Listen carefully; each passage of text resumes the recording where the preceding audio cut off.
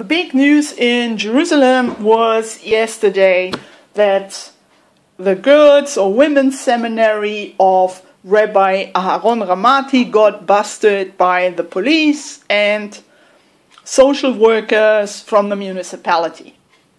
It was not the first time that he got arrested. I think he got arrested before in 2015 and sometime before. What happened was that, like, yesterday when he got arrested again, a few, I don't know how many, a few women, girls, whatever, leaving his seminary, went to the municipality, to some social workers, and told them about certain things going on at the seminary, such as that the girls are being imprisoned and kept as slaves, and they have to do all the housework, and they have to do this, and they are not allowed to do to lead a free life, let's call it this way. And in the TV news last night, they also said that some women had to ask if they can go to a doctor or to a hospital. They had to ask the rabbi for permission. So anyway, Rabbi Ramati was released already yesterday. I think he's a free man. I don't know if he has any conditions to fulfill or whatever. But he was released yesterday. He went back to his seminary. The girls went back to his seminary, and they seem to be happy or whatever. It was some time ago that already Rabbi Ovadia Yosef, who already passed away some years ago, had warned not to join Rabbi Ramati's group, movement, whatever you want to call it. I'm actually interested, I'm actually interested what they actually study at this seminary. Someone said, like I read on a haredi website today, on an Israeli haredi website, that they study Pirkei Avot, the sayings of the fathers, but I'm not sure. I would be very interested, not because I want to go there, but it's interesting to know, I find it very interesting to know what they actually do there. So they also have a dormitory, and the video showed the dormitory pretty run down, like mold coming from the ceiling and the walls, and everything pretty messy and far too small for all those women or girls. It's like young girls, but I think there were 2 women with children also staying there. But I don't want to really talk about what was going on yesterday and Rabbi Ramati's so-called cult. In Hebrew it's called a kat. A kat in Hebrew is a cult, and the plural would be katot. So here they call it a kat, a cult. So I don't know if it's really a cult. Maybe the rabbi, I don't know if he's really a rabbi or who gave him smicha. I think he's Yemenite, and the women joining there are Swadi girls and women, all Baalot Tshuva, all newly religious girls. And I'm more interested in why these women, or any kind of women, join such a cult. Why don't they go just to a regular, like an ordinary seminary, like Neve Yerushalayim or Shearim or whatever is there? I mean, those are also Hebrew speaking. They also have Hebrew programs. Shearim, I'm not sure. But anyway, why don't they just go to an ordinary Israeli seminary for young women here in Jerusalem? Why do they have to go to a, why would you, live in this rundown dormitory with I don't know how many women, and they had bunk beds in there, and one was even 3 stories high, not only 2 stories, but 3 stories. Why would young women do this? So there was an idea, like on a haredi website, I read that today when it doesn't only apply to Sephardi young women, it also applies to Ashkenazi young women, but young women who do tshuva, they want to be like the biggest tzedekis. You know what I mean? They just don't want to go step by step, but here I'm the biggest, I'm the biggest tzadikah. And you don't even reach my level because you are not on my level. So I'm higher than you are. So everybody wants to be like higher than the other one. To be more holy, to be whatever. So I don't know if this is really the reason why the women join. I think he has, I don't know those women there. I just assume. It's just an assumption now. But usually to such, I don't know if I should call it a cult. To certain rabbis, to Baalei Tshuva rabbis, newly religious rabbis for newly religious who open their own movements, it's always quite questionable. And when you do tshuva, you should be very careful with what kind of seminary to choose.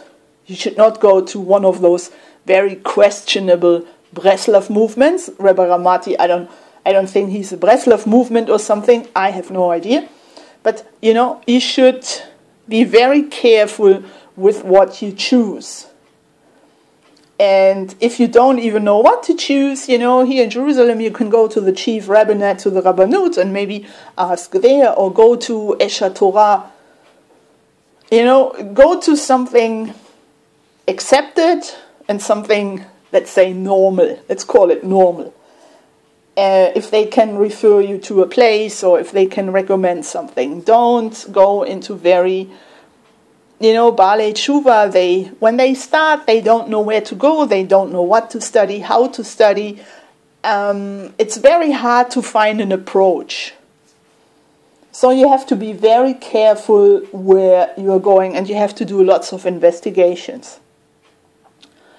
And certainly, at least, I would say, like what Rabbi Ramati has, or the case was also a few years ago, the ambush case with his 7 wives. They mostly collect women, young women, how should I say it, mostly Sephardi who come from a not such a wealthy background, rather a very poor background, not very educated, like you wouldn't really find someone from the university or something, or,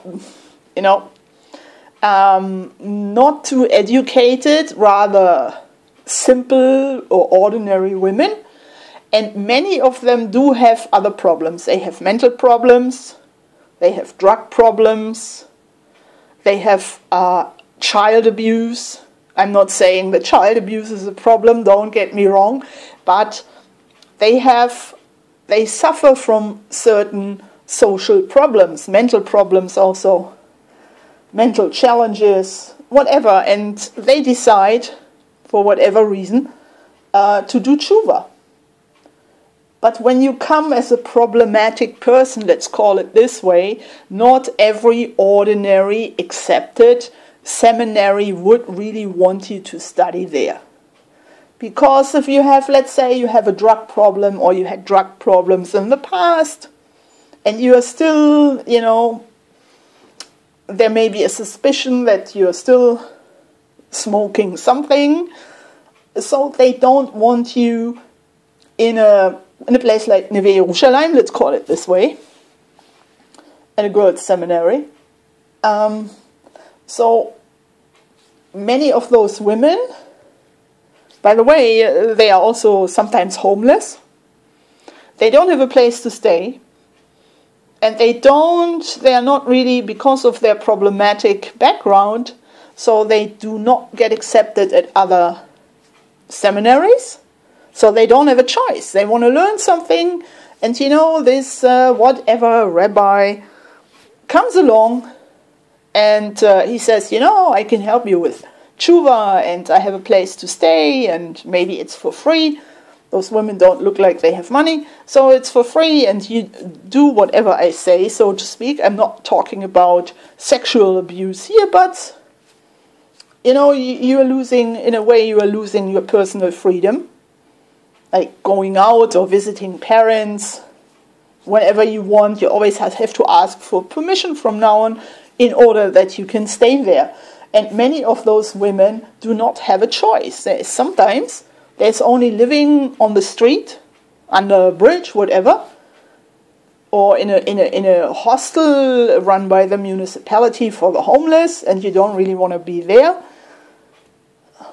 unless you enter there with a baseball bat or something. But so some women do not have a choice. I mean, there are different choices, but if they want to learn and they need a place now and they want to do some tshuva, no place to stay at the moment, so they say, why not? I can manage. So I have to ask him for permission. Okay, but at least I have a roof over the head and I have some meals. So this is like their first priority, not to be in the street, especially not now in the cold winter weather here in Jerusalem. So I think this is one of the main reasons why certain women agree to live in such places or to join such, let's say, movements, because they are not being accepted by any other accepted yeshiva, seminary, and they have problems. Some have been also in jail already, and I think it's a big social problem. I can't tell other seminaries like, you know, you should accept them, because if I ran like an ordinary accepted seminary, I would also be very careful with whom to accept and whom not. So it's all, call it a huge social problem, and you will always find people, even rabbis, exploiting the situation. As his name was Daniel, as Daniel Ambush did with the 7 wives, and they all lived together and whatever. Now he's in jail, I think, for 23 years or 26 or something like this.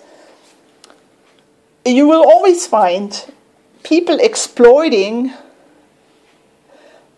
certain situations of other people, and this is why I'm saying, you know, if you come to Jerusalem, most people come to Jerusalem and you feel like doing tshuva, so you have to be very careful and investigate very carefully where you are going to study. As I said, you can just go walk into Esha Torah in the old city or to certain other places and, you know, ask about where girls study, or go to Neve Yerushalayim here in Jerusalem. You don't have to study there, just maybe if they can recommend something. You always have to see if it's also for you, if they meet your expectations, if this is what you want to study, whatever. It's called yeshiva shopping. But my point is, you have to be very, very careful when you are not experienced. So this is what I have to say. Well, Rabbi Ramati was released, he's free again, he's continuing his thing, and what can I say? But unfortunately, such people will always find victims. So that's it, and maybe you have something to say, you are welcome to leave a comment.